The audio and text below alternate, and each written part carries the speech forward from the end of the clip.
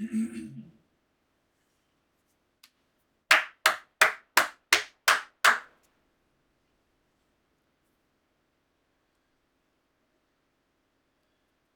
everyone, I thought I would do a video today about color theory and color matching or color mixing because out of all the videos that I watched and all the classes I've taken and everything I've read, there was finally one little bit of information that clicked and I thought I would share it because it really made it so much easier for me to understand and how to get vibrant secondary colors. So first, some prerequisite knowledge is this is very basic for most people, but you have your primary colors, blue, red, and yellow.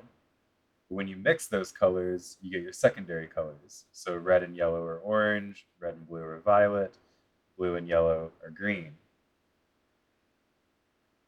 The other piece of knowledge you need to have is that complementary colors lie opposite each other on the color wheel. Complementary colors, when mixed, create a very muddy color because they cancel each other out. Most people know that when you mix red and green, you're going to get a brown because they cancel each other out. They are complementary. When you mix yellow and purple, you're going to get this color here, kind of a green brown. When you mix blue and orange, you're going to get, again, another neutral color, a gray, because they cancel each other out. The last thing you need to know is that warm and cool colors do not only apply for this being warm and this being cool. That's not how that works. Every primary color can have a temperature. So you can have a cool yellow or a warm yellow. You can have a cool blue or a warm blue. And you can have a cool red and a warm red. That's very important because that is the key to mixing nice secondary colors. So let's take red and yellow for instance. We're trying to mix orange. It would make sense then for us to choose a red and a yellow that are already leaning in this direction, meaning that we would get a warm red and a warm yellow, and that'll give us a really nice orange. Let's look at the blue and yellow to get green. We want them to meet in the middle, so it would make sense for us to choose a cool yellow and a cool blue, and they'll meet in the middle to form a nice green. With purple, we have blue and red, and we want them to meet in the middle, meaning this is the unique one. We're going to choose a cool red that's already leaning towards violet and a warm blue that's already leaning this way too. So to get a nice green, you're going to use a cool blue and a cool yellow. For a nice orange, you use a warm red and a warm yellow. And to get a nice violet, you would use a cool red and a warm blue. Now, that's the theory behind it, and I want to explain to you why that works, and that's easiest to do with actually mixing some colors so you can actually see it in action. I'm going to start with green because I find green to be the most obvious to prove this point. So I'm going to start by making the nice one, which is going to be with a cool blue and a cool yellow. And in my palette here, I have cerulean blue, which is a cool blue. A little dot for mixing. And then I have lemon yellow, which is a cool yellow.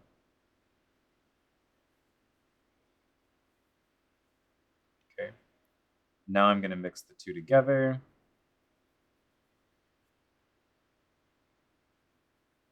You get a really nice, vibrant green.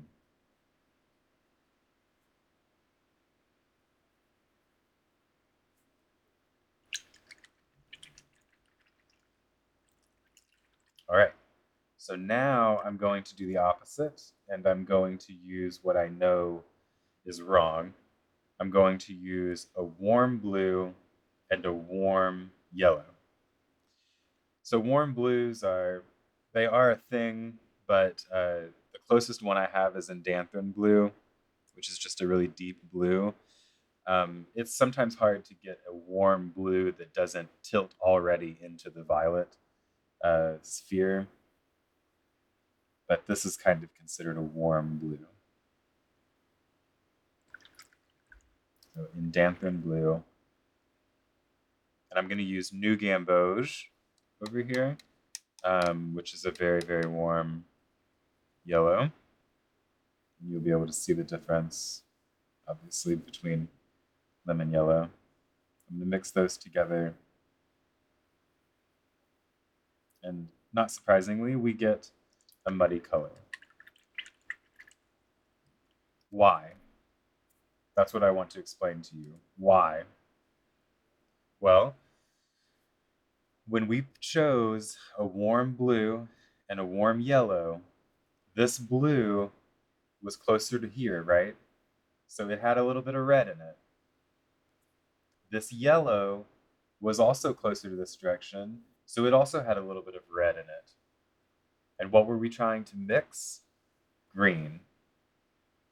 Green and red are complementary colors. So if you're trying to mix a nice green, you need to leave red out of the equation entirely. And here we added red into the equation from both sides. So any type of nice green that the pigments in these paints would have made or did make were canceled out by the red present. Here, there is no red present. And so the yellow and blue were able to mix and create the vibrant green that they were capable of. So whenever you are trying to mix a green, leave red out of the equation, because it is the complementary color and it will cancel it out and you'll get a really great brown mud color. All right, so let's do orange. So with orange, as we've said, we're going to choose a warm yellow and a warm red to meet in the middle to make a nice orange. So this is my warm side of my palette. So I'm going to choose this red, which is a Purell Scarlet.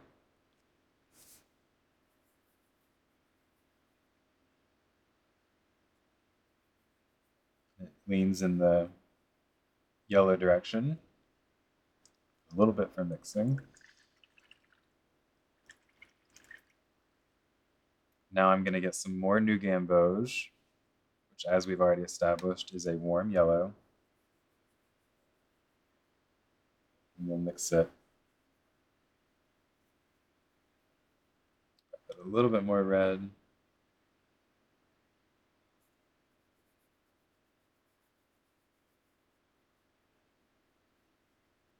And you just get a really, really vibrant orange.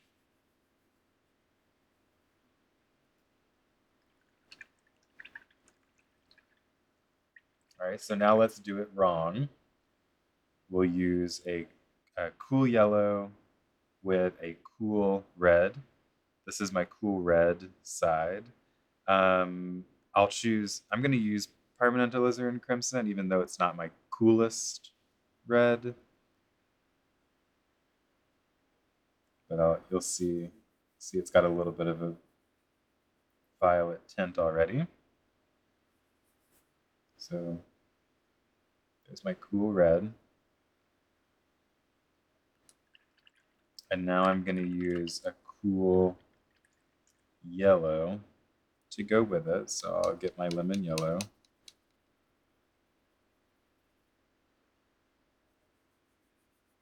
Don't need a lot of it to compete with that red.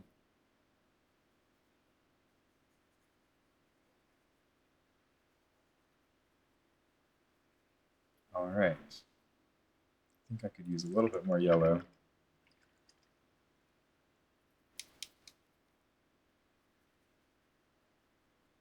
Okay. So this is what we get when we use a cool red and a cool yellow. Now it's not bad. None of these colors are bad. I mean, honestly, even that green has its place in a palette, right? Maybe that's a full, it could be a color of some foliage or something like that.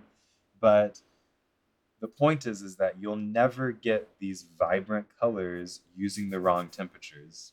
So if you only have these yellows, or if you're just haphazardly mixing together red and yellow because you've heard that's what makes orange, you're going to be very disappointed when you're trying to paint a fire or something really bright and you can't get past this color.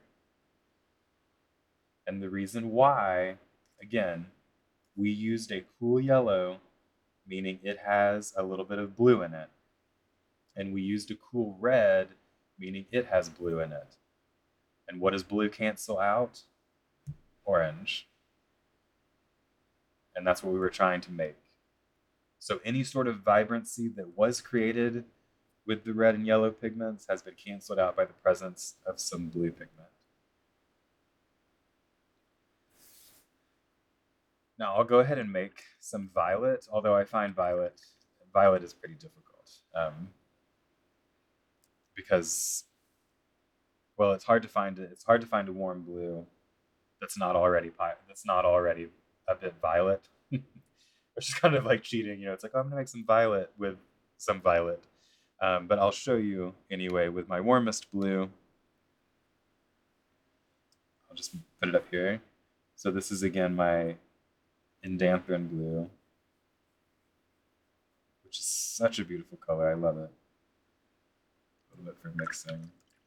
Also, something else that makes violet hard to mix is like you'll notice that when you mix green, you have a lot of yellow and just a little bit of blue because blue is such an overpowering color. And then same with your oranges. Red really overpowers yellow, so you have a lot of yellow and a little bit of red. And so when you're mixing purple and you're mixing blue and red together, they're both such overpowering colors that it's easy to go with a super red purple to get to a super blue purple. It's hard to find that right balance. So anyway, here I've got a warm blue, which means that it's got a little bit of red in it.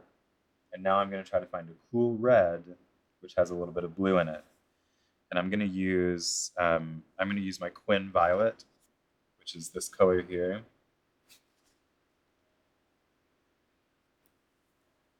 And this will be a very dark purple, so I hope you can see it.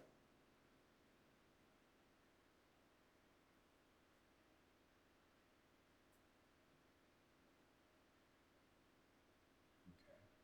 See, that's a really beautiful, beautiful purple.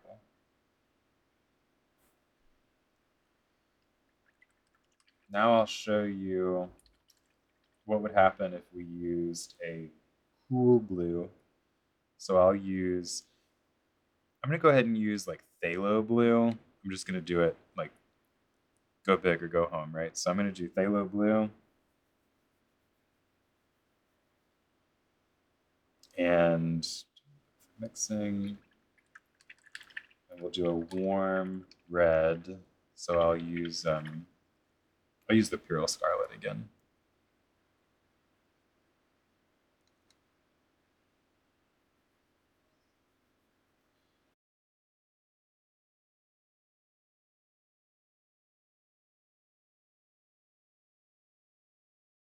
Okay, well, it's very red. We'll add some more phthalo in.